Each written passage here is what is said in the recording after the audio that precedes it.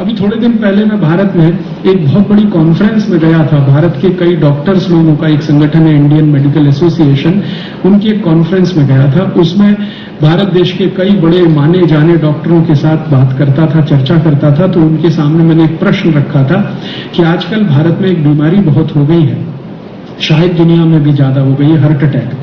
बहुत ज्यादा हृदय घात हो रहे हैं और कम उम्र में हृदय घात हो रहे हैं। 35-40 साल की उम्र में भी लोगों को हार्ट अटैक हो रहे हैं। उसका समाधान के रूप में भारत में जो होता है वो क्या होता है?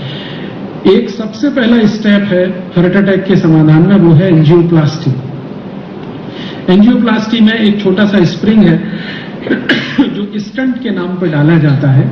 आपकी जो आर्टरीज हैं, जहां पे कुछ थोड़ा बहुत ब्लॉकेज है, तो उन आर्टरीज को थोड़ा एक्सपेंड करने के लिए, उसमें जगह ज्यादा बनाने के लिए एक स्प्रिंग डालते हैं। वो स्प्रिंग वैसा ही होता है जैसे बॉल पेन में आपने देखा होगा। वो स्प्रिंग बनाने का खर्चा मात्र 3-3.25 रुपए आता है और भारत में वो 35,000 से लेकर 1 लाख रुपए के बीच में बेचा जाता है।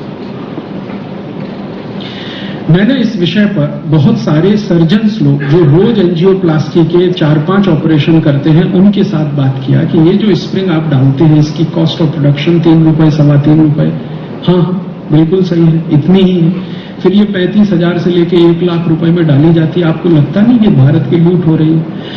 तो कहते हैं हाँ, लगता है लूट हो रही है। तो इस लूट को रोकने के लिए कोई प्रयास नहीं किया जाना चाहिए?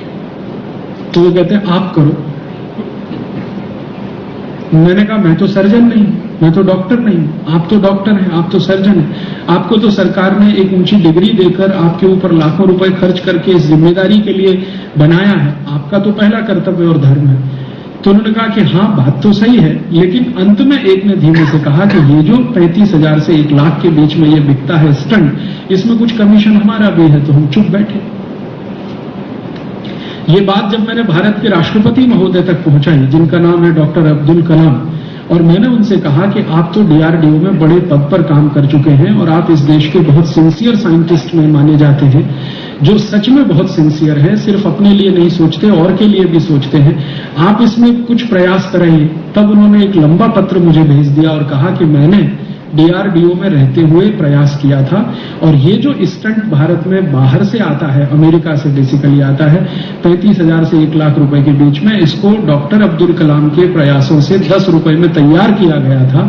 लेकिन भारत सरकार ने उस समय डॉक्टर कलाम का साथ नहीं दिया, अमेरिकी कंपनी का साथ दिया, तो आज तक वो योजना कार्यान्वित नहीं हो पाई। ये डॉक्टर अब्दुल कलाम ने मुझे लिख के भेजा। तो मैंने कहा जिस समय आप साइंटिस्ट थे तब भारत सरकार ने आपको मदद नहीं किया, ठीक है, समझ में आता। अब तो आप भारत सरकार के मुखिया हैं, अब तो आप प्रेसिडेंट हैं, अब तो आपके लिए बहुत आसान है ये सब करना। तो उन्होंने कहा अब और मुश्किल है। पहले ज्यादा आसान था, अब और मुश्किल है। अब क्या है? अब मैं प्रोटोकॉल से इतना घिरा हुआ हूं चारों तरफ से कि अब तो मेरी जिंदगी की सारी आजादी खत्म हो गई। और उन्होंने दुख से कहा कि अगर मेरी बहन राष्ट्रपति भवन में मुझे राखी बांधने के लिए आए तो उसके लिए होम सेक्रेटरी से परमिशन लेना पड़ता है, होम मिनिस्ट्री से परमिशन लेना पड़ता है। अगर होम मिनिस्ट्री को मेरी बहन पर डाउट हो जाए तो वो परमिशन भी नहीं देता है और वो बिना राखी बांधे चली जाती है। उन्होंने कहा कि अब तो मैं बिल्कुल कुछ नहीं कर सकता, पहले तो थोड़ा बहुत कर सकता था, अब तो कुछ नहीं कर सकता। मैंने कहा आप कम से कम सरकार को सजेशन दे सकते हैं, सुझाव दे सकते हैं। तो उन्होंने कहा मैंने तो ऐसे ऐसे सुझाव सरकार को दिए हैं जिनको सरकार ने फाड़कर रद्दी की टोकरी में फेंक दिया है। आप जानते हैं डॉक्टर अब्दुल कलाम ने एक बहुत सीरियस सजेशन दिया था कि भारत की राजनीतिक पार्टियों के ऊपर इस बात की पाबंदी होनी चाहिए कि वो क्रिमिनल्स को टिकट ना दें। और आप जानते हैं इस पर सुप्रीम कोर्ट का जजमेंट है। सुप्रीम कोर्ट ने जजमेंट दिया था कि भारत में कोई भी क्रिमिनल को राजनीतिक पार्टी अगर टिकट दे तो उस राजनीतिक पार्टी की मान्यता रद्द होनी चाहिए। सुप्रीम कोर्ट के इस जजमेंट को भारत की सरकार लागू करने के मन में नहीं थी और भारत सरकार ने उलट कर कहा कि सुप्रीम कोर्ट कौन होता है हमको ये कहने वाला, हम संसद में कानून पलट देंगे। तो सुप्रीम कोर्ट का ये जजमेंट पलटने के लिए भारत के घोटालेबाज नेताओं ने, भ्रष्ट नेताओं ने, हरामखोर नेताओं ने एक साथ मिलकर एक ऐसा कानून बना दिया जिससे सुप्रीम कोर्ट का ये जजमेंट ही निष्प्रभावी हो गया और वो आज तक लागू नहीं हुआ। डॉक्टर कलाम को इसका बहुत धक्का लगा है और आज तक वो उस धक्के से उबर नहीं पाए।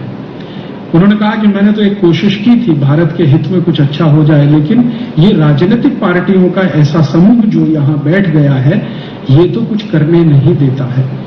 और उन्होंने व्यक्तिगत बातचीत में ये स्वीकार किया है कि अब भारत में कुछ अच्छा होगा तो जमीन से कोई रिवॉल्यूशन हो तो संभव है, दिल्ली बैठकर कुछ नहीं हो सकता। वो भी इस निष्कर्ष पर पहुंच चुके हैं। अभी थोड़े दिन पहले मैं भारत में एक बहुत बड़ी कॉन्फ्रेंस में गया था। भारत के